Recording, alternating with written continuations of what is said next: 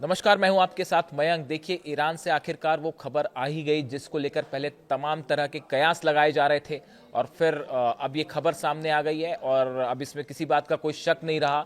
खबर के मुताबिक इस्फहान न्यूक्लियर साइट पर ईरान ने S-400 डिफेंस सिस्टम का टेस्ट किया है और ये भी बताया जा रहा है कि रूस के कहने पर ईरान ने इस बार इस्फहान में S-400 डिफेंस सिस्टम से मिसाइल्स फायर की। देखिए, मैंने आपको सबसे पहले ये वीडियो बनाया था, करीब 3 महीने पहले की बात होगी।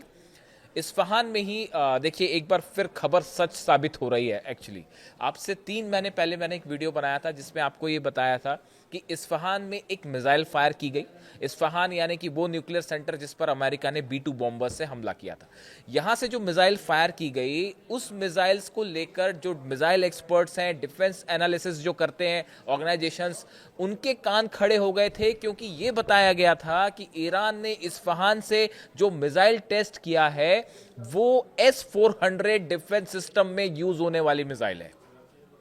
इस तरह की खबर आई। देखिए, ये खबर ऐसी थी जो कान खड़े करने वाली थी। मैंने उसको पढ़ा और सबसे पहले मैंने आपको एक वीडियो बनाया था, बताया था और इस तरह की बात मैंने कही थी कि जो टेस्ट हुआ ये उस मिसाइल का टेस्ट है जो S-400 में इस्तेमाल होती है, ऐसे दावे हो रहे हैं। और अब देखिए, करीब 3 महीने बाद खबर ये आई है कि ठीक 24 घंटे पहले ईरान ने इस्फहान न्यूक्लियर साइट के पास S-400 की कई मिसाइल्स दागी हैं। इस तरह की खबरें आपको कई डिफेंस एनालिसिस जो ऑर्गेनाइजेशंस हैं या मैगजीन्स हैं उसमें मिल जाएगी। मैं जो आपको एग्जैक्ट खबर छपी है वो पढ़ के बता रहा हूं।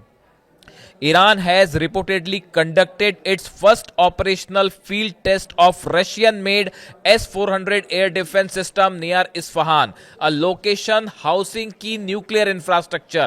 Analysis say the deployment signals Tehran is preparing for potential US और Israeli strikes. देखिए, इस खबर के मुताबिक जो छपी हुई है उसके मुताबिक मैं बता रहा हूं, जो ये दावे हो रहे हैं कि ईरान ने S-400 एयर डिफेंस सिस्टम का इस्फहान में अब खुलकर टेस्ट कर लिया है और ये भी दावे हो रहे हैं कि ये इस बार टेस्ट रूस के कहने पर हुआ। और देखिए, इसको उससे जोड़कर देखा जा रहा है जिस तरह से डोनाल्ड ट्रंप ने अपना दूसरा एयरक्राफ्ट कैरियर जो है वो भेज दिया है ईरान के पास। अब्राहम लिंकन पहले से मौजूद है, अब नया और सबसे बड़ा जो एयरक्राफ्ट कैरियर है वो ईरान की तरफ बढ़ रहा है और अगले 4 से 5 दिनों में वो मिडिल ईस्ट पहुंच भी जाएगा।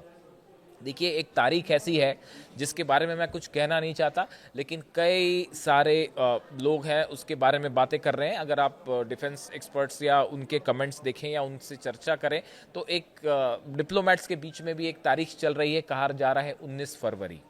19 फरवरी के बाद कभी भी ईरान पर हमला हो सकता है, इस तरह की बात सोशल मीडिया पे चल रही, कुछ लोग दावे कर रहे हैं। अभी मैं इस बारे में कुछ नहीं कहना चाहता। गजा को लेकर एक बड़ी मीटिंग होने वाली है अमेरिका में। बताया जा रहा है कि इस मीटिंग के बाद शायद ईरान पर हमला हो सकता है। खैर, हम उस पर बात करेंगे।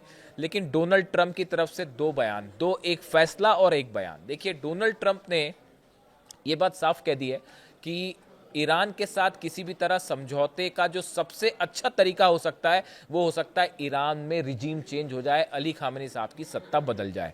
ये सबसे अच्छा हो सकता है, ऐसा डोनाल्ड ट्रंप का कहना है। देखिए, मैं आपको बार बार कह रहा हूं, मैं पिछले कई महीनों से जब से मैंने वीडियो बनाए, मैंने हमेशा ये बात करी कि ईरान का न्यूक्लियर जो मटेरियल है, यूरेनियम जो है, वो असली टॉक का मुद्दा नहीं है। मिसाइल्स जो है वो असली टॉक का मुद्दा नहीं है। असली मुद्दा है कि कैसे अली खामेनी साहब को सत्ता से हटाया जाए और इसीलिए 12 दिन की जंग हुई थी, इसीलिए इस बार फिर हमला होगा, इसीलिए ईरान में जो है वो आतंक फैलाने की कोशिश की गई और वहां पर हिंसा फैलाई गई। लेकिन हर बार अली खामेनी साहब भारी पड़े और सत्ता परिवर्तन के ख्वाब जो थे खा भी रह गए हो। अब इन हालात में अब फिर से बातचीत हो रही है। ये सब जानते हैं कि न्यूक्लियर डील को लेकर किसी एक लिमिटेड ही बात हो सकती है, झुकेगा नहीं ईरान। और मिसाइल प्रोग्राम पे तो कोई बात ही नहीं होगी। तो मिसाइल प्रोग्राम पे बात फेल हो गई यानी नेतन्याहू का मकसद फेल। नेतन्याहू को अलग डर सताता है कि भाई हमारे यहाँ खुर्रमशहर 4 और फतेह और सेजिल गिरने लगेगी तो क्या होगा। तो नेतन्याहू वाला एंगल फंसा हुआ है। डोनाल्ड ट्रंप न्यूक्लियर बातचीत वाली जहां तक सवाल है तो उसको लेकर कई सारी चीजें हैं जो इतना आसान नहीं है। इस्फहान में और नातांज में इस तरह की खबरें हैं कि ईरान ने सीमेंट की कई लेयर बना दी हैं अपने ही न्यूक्लियर साइट के ऊपर। अब वो यूरेनियम है नहीं है, कहाँ है, कोई न्यूक्लियर वेपन है, इसकी जानकारी निकालना अब बेहद मुश्किल है। और बंकर बस्टर बम्स की भी एक लिमिट होती है। अब वो क्या, आप खुद सोचिए कि आप तबाह करोगे, क्या तबाह करोगे? आप ईरान पर हमला करोगे, ईरान जवाब देगा, वो तो एक अलग बात है ही, वो तो पूरे आपके बेसिस भी निशाने पे हैं, इजराइल भी निशाने पे है, वो तो नुकसान होएगा ही होगा। लेकिन आप ईरान पे क्या हमला करेंगे और कहां हमला करेंगे जब यही नहीं पता यूरेनियम कहां है? 400 केजी यूरेनियम जो है, एनरिच यूरेनियम, वो कहां है किसी को नहीं पता। तो आप कहां हमला करेंगे? उससे क्या होगा हमला करने से? रिजीम चेंज तो नहीं होने वाली। आप अली खामने साहब को टारगेट करेंगे, उसका नतीजा क्या होगा वो भी सोचना पड़ेगा आपको। तो ऐसे बड़ी सारी चीजें हैं जो एक इस ओर इशारा कर रही हैं कि एक बड़ी जंग। और देखिए अमेरिका ने, जो मैं आपको फैसले की बात कर रहा था, पहली बात तो डोनाल्ड ट्रंप का ये बयान कि रिजीम चेंज सबसे अच्छा ऑप्शन है। दूसरी बात, वो अपना सबसे बड़ा एयरक्राफ्ट कैरियर भेज रहे हैं। और तीसरी बात कि अब ये साफ हो चुका है कि अमेरिका मिडिल ईस्ट में एक ऐसी जंग की तैयारी कर रहा है जो कई महीने चल सकती है, कई महीनों तक चलने वाली जंग की तैयारी। और वो इसलिए क्योंकि इस बार वो छोटा वाली जंग पॉसिबल नहीं है। ईरान ने साफ कह दिया, एक हमला करोगे तो नतीजा बड़ा होगा, और इस बार हम सीज फायर नहीं करेंगे, जंग नहीं रोकेंगे। पिछली बार तो मजबूरी थी जंग रोकना, वरना इजराइल नहीं बचता। वो डिफेंस मिसाइल्स खत्म हो गई थी जब फतेह 2 गिरना शुरू हुई, सेजिल गिरना शुरू हुई और खुर्रम शहर गिर रही थी मिसाइल्स, तो डिफेंस सिस्टम्स मिसाइल्स खत्म हो गई थी। तो अमेरिका ने यूनिलैटरल एक तरफा सीज फायर का ऐलान कर दिया, ईरान ने कहा चलो ठीक है खत्म करो। लेकिन अब की बार ईरान ने साफ कर दिया कि अब अगर आपने जंग शुरू की, खत्म हम करेंगे, हम रोकेंगे नहीं उसको, फिर अब उसके बाद फिर जो हो जाए। तो ईरान तैयार है। अब ऐसे में खबरें ये हैं, ये जो दूसरा एयरक्राफ्ट कैरियर आ रहा है और इसके साथ जो है 12 डिस्ट्रॉयर्स चल रहे हैं, सब मरीन्स चल रही हैं, और F-35 जेट्स और F-16 जेट्स इसमें हैं।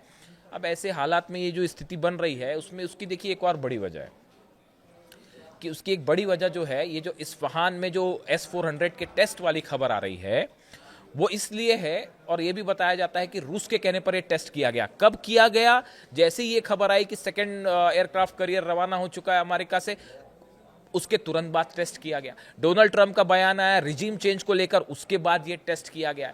बड़े जंग की तैयारी है, ये जैसी मैसेज आया पेंटागन से, उसके बाद ये टेस्ट किया गया और रूस के कहने पर किया गया। देखिए बताया जा रहा है कि किसी भी तरह का ईरान पर हमला पूरे मिडिल ईस्ट में एक ऐसी जंग छेड़ेगा जिसमें रूस भी शामिल हो सकता है और चीन भी शामिल हो सकता है। खास तौर पर चाइना के शामिल होने की बात है, और रूस के तो सपोर्ट की साफ बात है। ऐसे हालात में जो बड़ा जंगी बेड़ा जमा कर रहा है अमेरिका, वो इसलिए कर रहा है कि कहीं ऐसा ना हो कि हमने ईरान पर हमला किया और बैक कर दिया रशिया ने और चीन ने। देखिए वेनेजुएला एक अलग चीज थी, वेनेजुएला लैटिन अमेरिका में अमेरिका से जुड़ा हुआ देश है, वहां पे मामला अलग था, रूस भी दूर था, चीन भी दूर था, वो एक अलग ऑपरेशन था। अफगानिस्तान में जब जंग हुई, हमले हुए थे अमेरिका पे, अफगानिस्तान वाला जंग था, तो उसमें कोई काउंटर वाली सिचुएशन ही नहीं थी और उन्होंने अलकायदा को निशाना बनाया, तो अफगानिस्तान एक अलग ऑपरेशन था। इराक में भी इस तरह का जो ऑपरेशन हुआ उसमें कोई काउंटर नहीं था। लेकिन ईरान ना अफगानिस्तान है, ना इराक है और ना वेनेजुएला है। यहाँ पर हमला करने का मतलब होता है रूस भी बैक करेगा और चाइना भी बैक करेगा। ऐसे हालात में कहीं ये ना हो कि आप हमला करें और वो लेने के देने पड़ जाएं, और उसके बाद रूस भी काउंटर करे, चाइना भी काउंटर करे, और पता चला जो है वो मिडिल ईस्ट में जो है वो अमेरिका को बड़ा सेटबैक हो जाए। यही डर सता रहा है, जिसकी वजह से इतना बड़ा मिलिट्री जो फौज जमा हो रही है और एयरक्राफ्ट कैरियर्स आ रहे हैं नए नए। इसकी वजह यही है, अभी तक हमला क्यों नहीं हुआ। पिछली बार 12 दिन की जंग थी, एक हमला किया अमेरिका ने, उसके बाद कह दिया अब हम हमला नहीं करेंगे, इसलिए बात रुक गई। लेकिन इस बार ईरान ने कह रखा है कि अगर आप हफ्ते हमला किया तो लंबी जंग होगी और आर पार की जंग होगी। इसीलिए अब तक अमेरिका हमला नहीं कर पा रहा। और इस बीच S-400 का टेस्ट करना, जिसको लेकर कई बार कहा गया कि अमेरिका के जेट्स जो हैं वो ये पता करने में लगे हैं कि क्या ईरान के पास S-400 है या नहीं है, तो अब ये डिफेंस एक्सपर्ट्स बता रहे हैं कि ईरान ने डंके की चोट पर बता दिया है कि हाँ S-400 है और हमने मिसाइल भी टेस्ट कर दी। अब ये डिप्लॉय कहाँ कहाँ है ये सोचने की बात है। ऐसे में जो F-35 जेट्स अंदर आएंगे अगर, या F-16 आएंगे, या हो सकता है ना भी आए, बाहर ही बाहर जंग हो, लेकिन अगर आते हैं तो आएंगे तो, और इसीलिए कहा जाता है कि ईरान कह रहा है कि आपके प्लेन्स आएंगे लेकिन हम वापस नहीं जाने देंगे। और S-400 के टेस्ट की खबरें अब सब जगह जो है, जो डिफेंस सेक्शन है उसमें चर्चा का मुद्दा बन गई। अब देखिए इससे जुड़ा जो भी अपडेट होगा इस पर्टिकुलर खबर से जुड़ा? क्या S-400 को लेकर कोई और नया खुलासा होता है? क्या चाइनीज डिफेंस सिस्टम, अभी भी एक बड़ा क्वेश्चन बना हुआ है कि क्या चीन ने भी अपना डिफेंस सिस्टम दे दिया है? वो 16 कार्गो क्या आए थे लेके, ये अभी तक CIA और मोसाद उसी में लगे हुए हैं कि खोजने में कि आखिर वो आया क्या था। इससे जुड़ा जो भी अपडेट होगा आप तक पहुंचाऊंगा। Thank you so much.